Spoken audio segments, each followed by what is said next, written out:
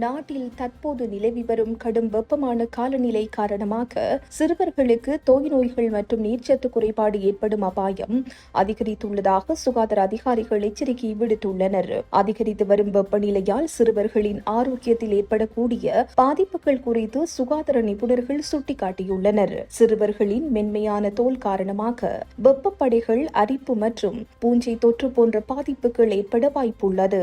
உடலில் நீர் சத்து குறைவதால் தூக்கமின்மை, அதிக சோர்வு மற்றும் பசியின்மை போன்ற பிரச்சனைகள் ஏற்படக்கூடும் என்று அதிகாரிகள் எச்சரித்துள்ளனர். தற்போது பாடசாலைகளில் வருடாந்த விளையாட்டுப் போட்டிகள் நடைபெற்று வரும் நிலையில் வெயிலில் நீண்ட நேரம் விளையாடுவதால் வெப்ப மயக்கம் அல்லது வெப்ப தாக்கம் ஏற்படும் அபாயம் உள்ளது.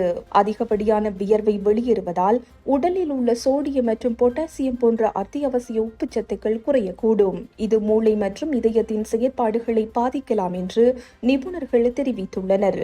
சிறுவர்கள் போதிய அளவு நீர் மற்றும் இயற்கை பானங்களை அருந்துவதை உறுதி செய்ய வேண்டும் என்றும், நண்பகல் வேளையில் சிறுவர்களை நேரடியாக வெயிலில் நடமாட விடுவதை தவிர்க்க வேண்டும் என்றும் அறிவுறுத்தப்பட்டுள்ளது.